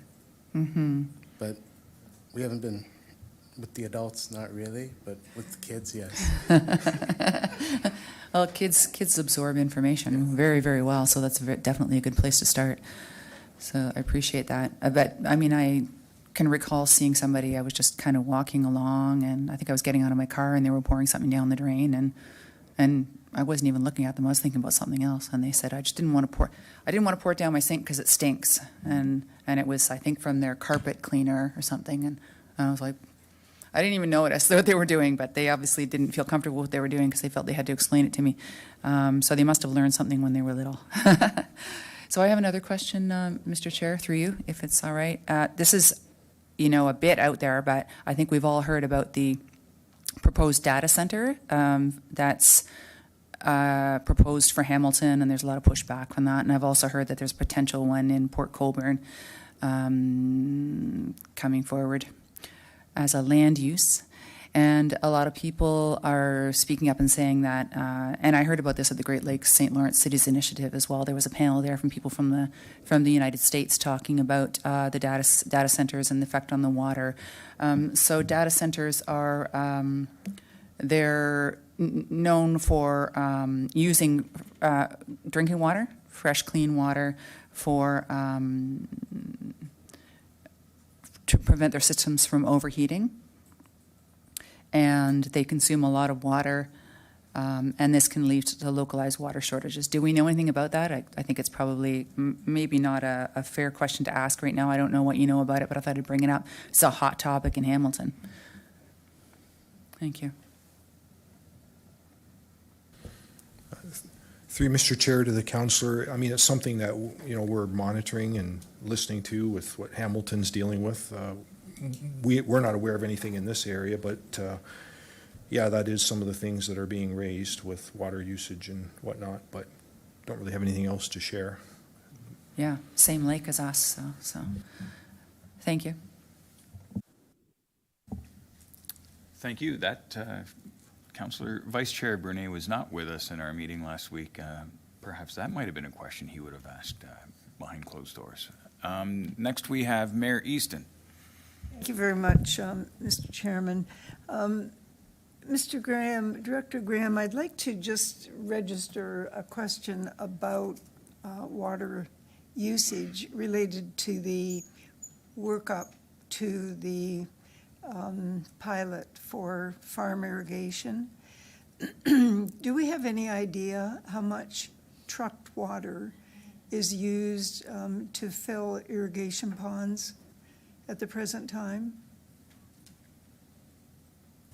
Through you, Mr. Chair, to Madam Mayor, I can try and find that out, or maybe the irrigation committee might have some more information, but I don't. It's probably a lot. I don't have that information handy for you at the moment. That's okay. I didn't expect that. I just wanted to add it to the usages because it is a little bit out there, and it may impact the volume of uses in the future, or at least as the population continues to grow, there will be some evening out. But I know they're moving along very well. with that project, but it's my understanding, particularly during periods of drought, that the trucked water is really relied on tremendously. So I'll leave that with you. Thank you. I don't expect an answer at this time. Thank you, Mr. Chairman. Thank you very much. I don't see any other names in the queue. Just wanted to thank all of you for your time. I want to recognize that Frank Buffalino wasn't able to make it tonight. He's at his child's graduation ceremony. They were here last year, and we bumped this one last year. It was at the end of a long meeting, and we were asked if we could just speed this one up, but I wanted to make sure they had the time to make this presentation and take any questions from members of council, because I think they should all be proud of themselves for what they do. 24 hours a day, every day. If a water main breaks, this team here is right on it. I get questions, both me and Councillor Murray, and I'm sure all of us, we get emails from residents, when a water main breaks, what's going on, but you're very communicative with respect to that. And I would say your team is pretty quick with their response also. When emergencies happen. I just wanted to recognize you and all your team for the work you do in making sure that our water is safe to drink. So, that all said, there being no further questions, I have a motion moved by Councillor Russell that committee receive and file for information report PW-06-26 regarding the 2025 Town of Lincoln water, stormwater, and wastewater annual reports. I will now ask our Deputy Clerk to open the vote. Thank you, Chair. The vote is now open.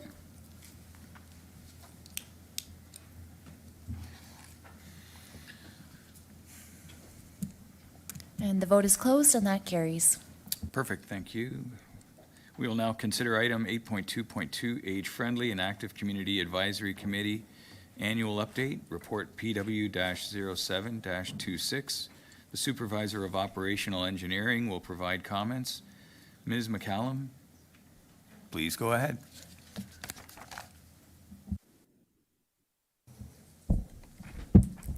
Thank you, and through you, Chair.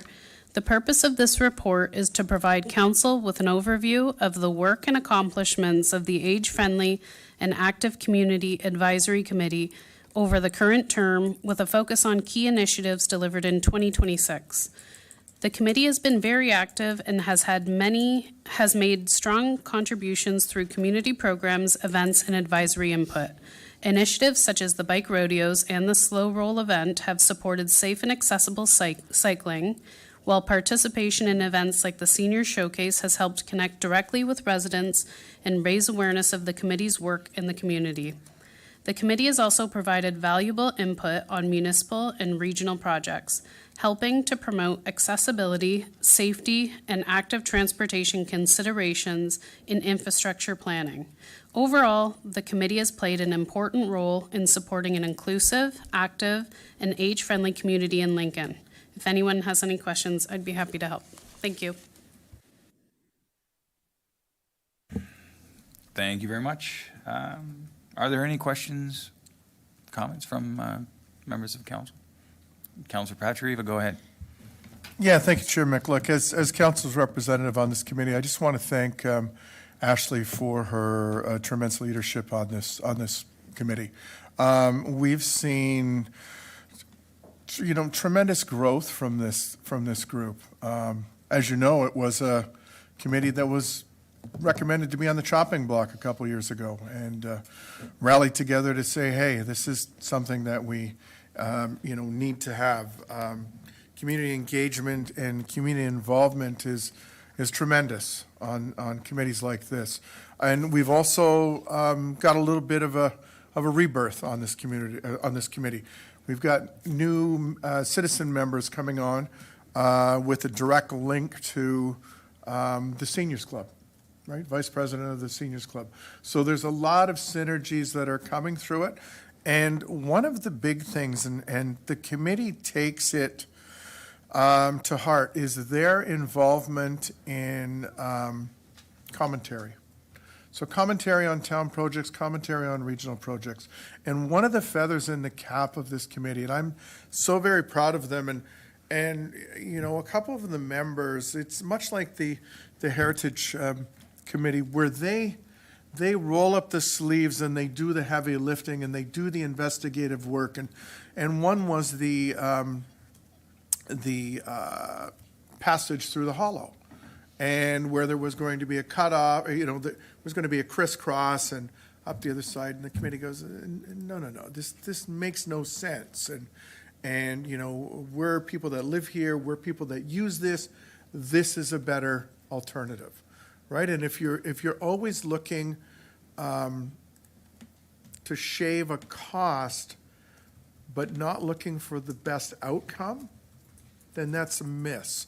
And this committee really stands up and says, hey, this is the reason you need to do this, and these are the positive or the negative ramifications behind it. So I just want to take up my hat off to all the committee members. They're at beck and call. They make themselves available to go out to, whether it's the senior showcase, the bike rodeo, the slow roll, you name it.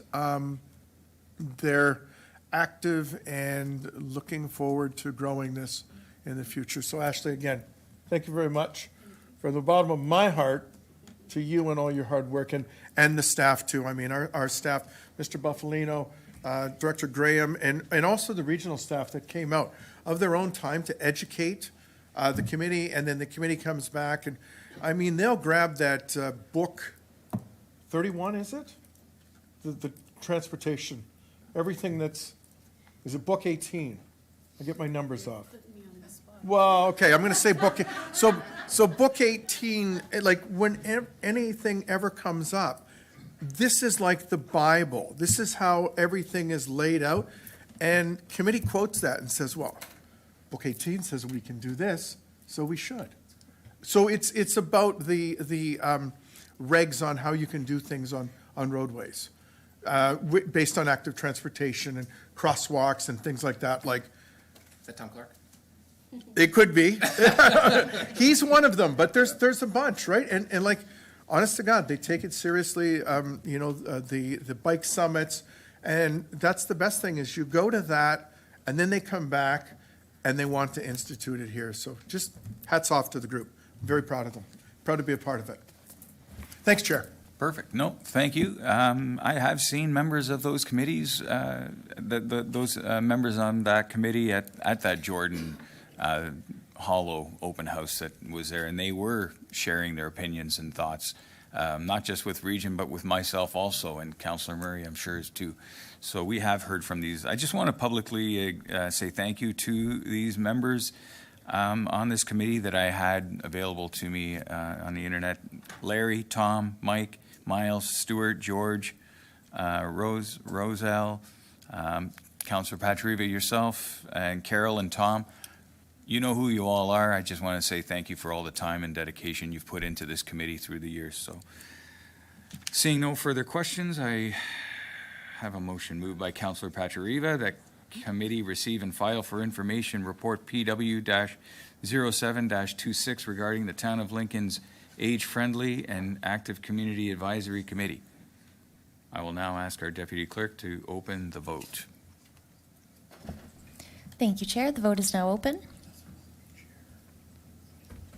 The vote is closed, and that carries. Okay, we are moving on to item number 9, confidential items. We have no confidential items. Item 10, committee remarks. Do we have any committee remarks? Okay, only committee remark I would have is that this meeting went a little quicker than I thought.